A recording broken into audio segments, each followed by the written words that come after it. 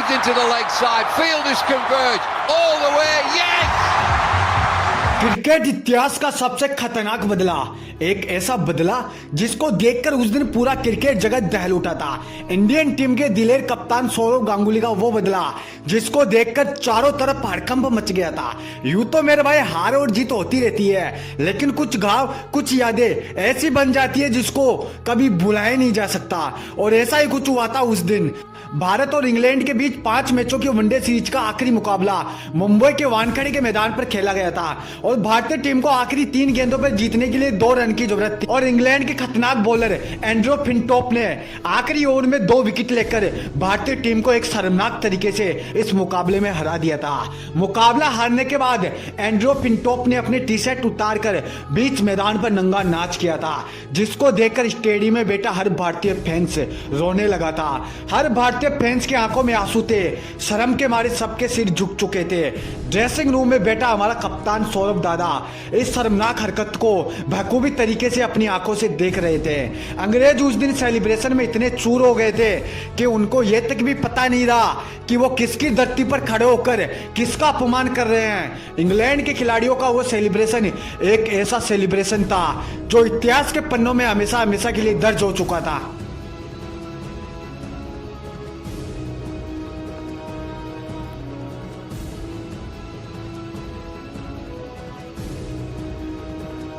उस दिन क्रिकेट इतिहास में हुआ था भारतीय टीम का सबसे भयंकर अपमान, और इस अपमान का बदला अब हर भारतीय लेना चाहता था। दिन बीतते गए, साल गुजरते गई, आधे से ज्यादा भारतीय फैंस भारतीय खिलाड़ी के इस अपमान को भूल चुके थे, लेकिन भारत का वो कप्तान उस अपमान को कैसे भुला पाता।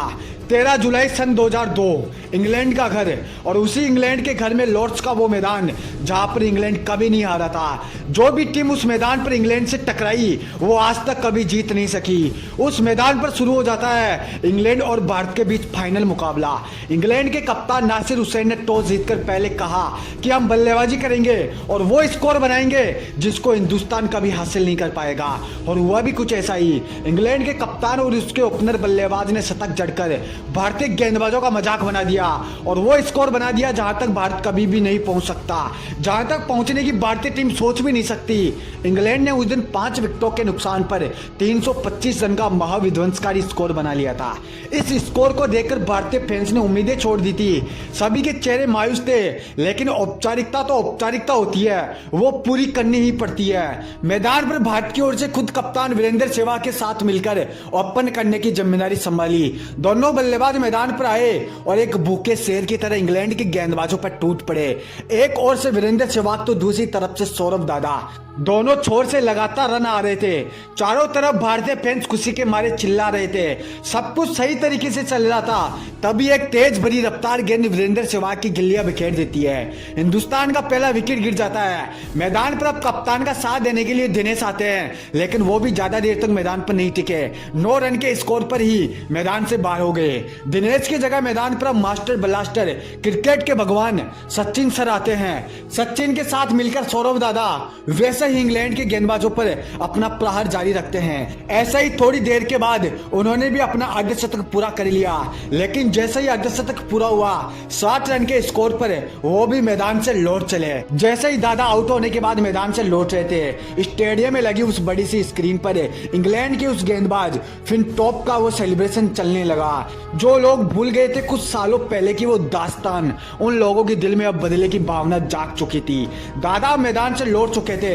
हिंदुस्तान ने अपने बैक टू बैक 3 बल्लेबाजों को खो दिया था। दादा की जगह राहुल द्रविड़ मैदान पर आए, लेकिन तभी पीछे से क्रिकेट के भगवान मैदान से लौट गए।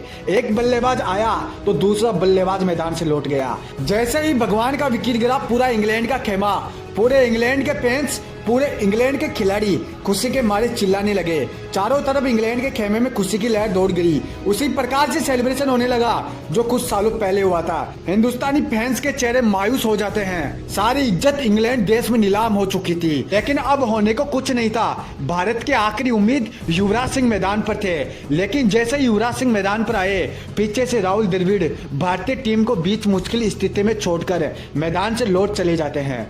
अब यह साफ हो चुका था कि भारतीय टीम टीम किसी भी वक्त इस मुकाबले में हारकर अपने घर लौट सकती है। अब मैच में केवल औपचारिकता ही बची थी। राहुल द्रविड़ की जगह मैदान पर युवराज सिंह का साथ देने के लिए मोहम्मद कैफ आते हैं। दोनों बल्लेबाजों को अच्छे से पता था कि भाई इस मैच को तो वैसे नहीं जीत सकते, लेकिन एक सम्मानजनक तरीके से हार तो सकते हैं ना।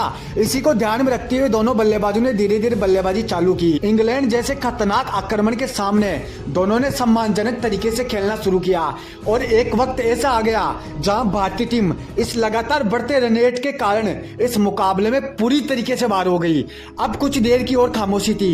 किसी भी वक्त भारतीय टीम का खेल खत्म हो सकता था, लेकिन इसी बीच के ओवरों में लॉर्ड्स की बालकनी में बैठा हमारा वो कप्तान जिसने दोनों बल्लेबाजों को इशारा किया कि काउंटर अटैक करो, काउंटर अटैक। वैसे ही तुम्हारे पास खोने को तो कुछ नहीं है, कुछ करो ताकि इन अंग्रेजों को भी पता चले कि इतनी आसानी से तुम थोड़ी इस मैच को जीत सकते हो। अपने कप्तान का इशारा पाकर युवराज सिंह और मोहम्मद कैफ उसी प्रकार इंग्लैंड के गेंदबाजों पर टूट पड़े जिस प्रकार एक भूखी लोमड़ी और एक भूखा शेर अपने शिकार पर टूट पड़ता है। एकदम से मैच का सारा सिस्टम पलट चुका था। मोहम्मद कैफ ने मैच में आतंक मचाना शुरू कर दिया था।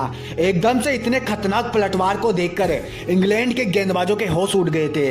इससे पहले कि वो संभल पाते उधर से दूसरी तरफ से युवराज सिंह ने भी काउंटर अटैक शुरू कर दिया।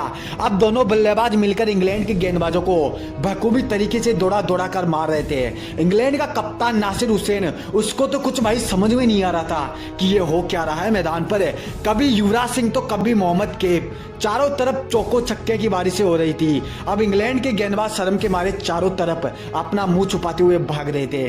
दोनों बल्लेबाजों के आंखों में उस दिन बदले की आग साफ साफ दिख रही थी। अपने हिंदुस्तान के फैंस के वो आंसू जो उस दिन इंग्लैंड के उस गेंदबाज ने दिए थे, वो सब कुछ याद आ चुका था। भयंकर तरीके से आतंक मचाने के बाद युवराज सिंह 69 रन के स्कोर से मैदान पर लौट चले। युवी के बाद मैदान पर अब हरभजन सिंह आते हैं, लेकिन वो भी मैदान पर ज्यादा देर तक नहीं टिके।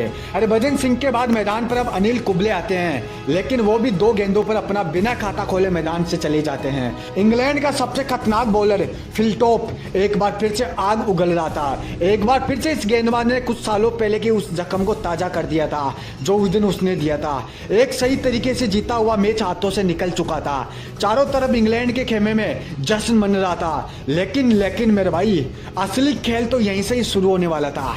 हिंदुस्तान की हार और इंग्लैंड की जीत के बीच इलाहाबाद का एक दुबला पतला सा लड़का अभी भी मैदान पर संघर्ष कर रहा था, मोहम्मद कैफ, जिसको केवल एक ही चीज दिख रही थी, हमारे कप्तान की हुई उस दिन वो बेइज्जती, हमारे हर हिंदुस्तानी फैंस की आंखों से आए वो आंसू, हमारे देश की इज्जत। इसके अलावा मोहम्मद कैफ को उस दिन कुछ नहीं नजर आ रहा था। अब मैदान पर मोहम्मद कैफ का साथ देने के लिए जहीर खान मौजूद थे। मतलब एक विकेट और गिरा और हिंदुस्तान का खेल खत्म।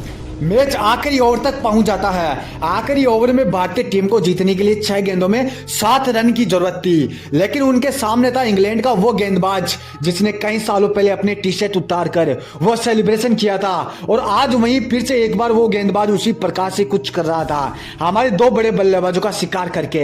मुकाबला आखिरी दौर पर था। एक तरफ मैच बचाने की कोशिश तो दूसरी तरफ इज्जत दांव पे लगी हुई थी। सारे हिंदुस्तान के फैंस के चेहरे खामोश थे। मैच में कुछ भी हो सकता था। फिनटॉप ने अपनी पहली गेंद 151 प्रति किलोमीटर की रफ्तार से डाली। मोहम्मद कैफ ने भी अपना बल्ला जोरदार घुमाया और गेंद बल्ले का किनारा लेकर 4 रनों के लिए चली गई। 4 रन खाने के बाद फिनटॉप ने अपनी अगली गेंद फिर से उसी प्रकार उसी तेज रफ्तार से डाली, लेकिन मोहम्मद कैफ पहले से तैयार थे। उस गेंद पर 1 रन आ जाता है। अब हिंदुस्तान को जीतने के लिए मात्र 2 रन की जरूरत थी, लेकिन लॉर्ड्स की बालकनी में बैठे उस कप्तान के चेहरे पर अभी भी मायूसी थी, क्योंकि स्ट्राइक पर अब जहीर खान थे और वो भी उस गेंदबाज के सामने जो कुछ भी कर सकता था। लेकिन मेरे भाई उस दिन ऐसा कुछ भी नहीं हुआ। जहीर खान ने अपना जोरदार बल्ला घुमाया और 2 रन लेकर इतिहास रच दिया। और उसके बाद लॉर्ड्स की बालकनी में बैठे उस कप्तान का सेलिब्रेशन देखो।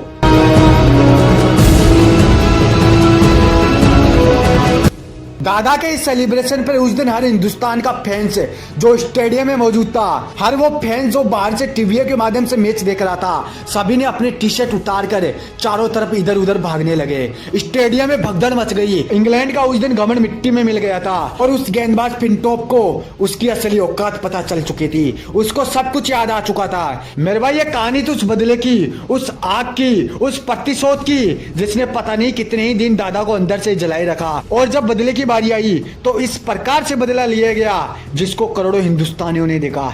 दोस्त, आज अपने देश के लिए, आज अपने खिलाड़ियों के लिए एक लाइक तो बनता है। और क्रिकेट से जुड़े ऐसे ही अनसुने किस्से हमारी आवाज में सुनने के लिए हमारे चैनल को जरूर सब्सक्राइब करके जाना।